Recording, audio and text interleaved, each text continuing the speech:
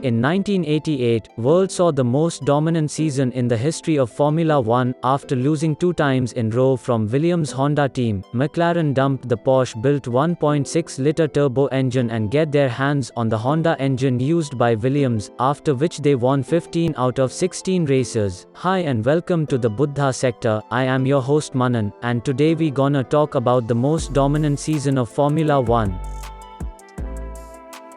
In 1988, after losing 2 times consecutively from Williams, McLaren partnered with Honda and dominated Grand Prix racing in 1988 on a scale that had not been seen since Alberto Ascari's days with Ferrari. The team now included Ayrton, Senna and Alain Prost, 2 of the greatest drivers ever, and they were soon embroiled in an epic battle for the World Championship that would not be decided until October. Senna came back to score a brilliant victory after stalling at the start of the Japanese GP to clinch the title.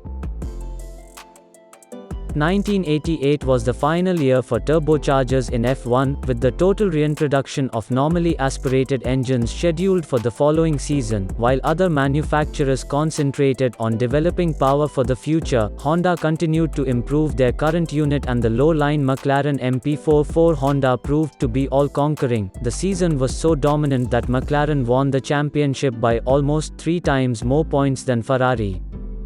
Elsewhere, Nelson Piquet moved to Lotus Honda with disappointing results, unable to finish higher than third. Honda's decision to supply McLaren and Lotus's acceptance of Satoru Nakajima resulted in Williams losing its engine supply. Instead, the team used normally aspirated Judd engines while looking for a new long-term technical partner. Nigel Mansell's impressive displays at a wet Silverstone and at Jerez were rewarded with second-place finishes, but he decided to join Ferrari for 1989 in search of an elusive world title. With McLaren signing the best drivers for the 1988 Formula One season, little did they know that it would turn out to be the best pairing in Formula One history. While Senna was the one who always wanted to go fastest, Prost was more calculative and made his moves strategically. The two were completely opposite drivers, apart from sharing the glory among themselves, ended up fighting the most fierce battle for the Drivers' Championship in the history of the sport that lasted for 5 years. The relationship between the two drivers was turbulent to say the least, and with a genius like Murray on board the team, it makes it possible for the best season. Murray's big idea was to get the driver and engine as flat as possible, which brought big gains in aerodynamic efficiency. "We knew from the wind tunnel that it was going to be good," Murray said. He was proven right when the MP44 was 1.5 seconds quicker than any of its competition in testing. The MP44 owed much of its suspension design from Murray's previous workhorses developed for Brabham, and a last-minute gearbox redesign ensured reliability through the season. Due to good relations between Murray and Weissman, both combined created a legendary transaxle gearbox as opposed to the transverse box. But out of all the races, 2 stands out the most: the Monaco Grand Prix and the Japanese Grand Prix. During the Monaco GP, World saw an amazing qualifying lap Ayrton Senna, which was 1.4 seconds quicker than Alain Prost, which was like never seen before. During the race, Senna kept pushing it very hard and described it as, "It was way beyond my conscious state of mind." As soon as the race started, Senna took off, leaving the Frenchman to deal with Gerhard Berger's and Michel Alboretto's Ferraris right behind him. Senna posted the race's quickest lap on the 59th lap, and despite the fact that he was 50 seconds ahead of Prost, the Brazilian kept pushing his car to the limit. On the 66th lap, the seemingly impossible ended up happening. Ayrton made a mistake at the tunnel's entrance and crashed into the guardrail when the race was his to lose, and eventually Prost wins that GP, and later Prost also accused Senna of trying to humiliate him. And with constant exchange of races, the final title decider came to Suzuka at Japanese GP. It was there that the driver gave some of his greatest performances. Senna was fully on it to win the race and claim his first World Championship title. During the qualifying sessions, Senna established a new F1 record. It was his 12th pole position in a single season, a feat that no other driver in history had achieved at that time. The difference wasn't as significant as in the free practice, which meant that Prost would give Senna a run for his money. In Suzuka, he was only 0.3 of a second slower than the Brazilian.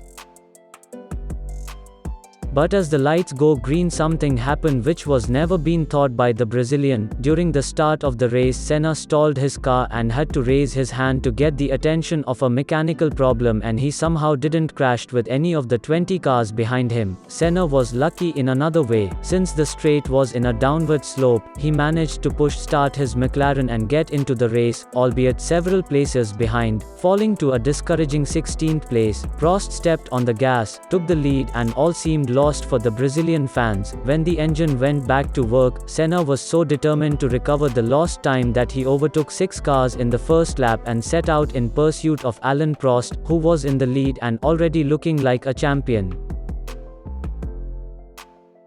In the second lap, Senna passed Riccardo Patrese and Alessandro Nannini, climbing to 6th place. In the third, he passed Thierry Boutsen, and, at the 4th lap's chicane break point, he left Michele Alboreto behind. Senna showed he was alive in the race and in the championship, even 12 seconds behind Alain Prost, a significant gap for two world-class drivers racing for the same team. At the end of the 10th lap, the Brazilian passed Gerhard Berger's Ferrari and took the 3rd place. With the rain falling on his visor, Ayrton drove with surgical precision, reducing the gap with each lap, reaching the leaders in the 19th go-around. In the following lap, he left Capelli behind and became a fixture in Prost's rearview mirror. The rain finally stopped in Suzuka. It seemed it only showed up to make the duel between F1's greatest rivals possible. On the 28th of 51 laps, the impossible happened. Senna was on Prost's heels. Ayrton prepared his attack right before the pit lane straight, and performed his 15th and most spectacular pass of the race. Prost goes on to catch the Brazilian throughout the race, but in the end lose the race by 13 seconds behind the Senna. It earned Senna the title he thought was lost at the start of the race. More than a timeless victory for the new world champion, it was a work of art, like something out of a Hollywood movie, with a happy ending for Senna. Hope you guys have liked this video, and make sure to like, share and subscribe to Buddha Sector for more amazing motorsports content. Till then, ciao.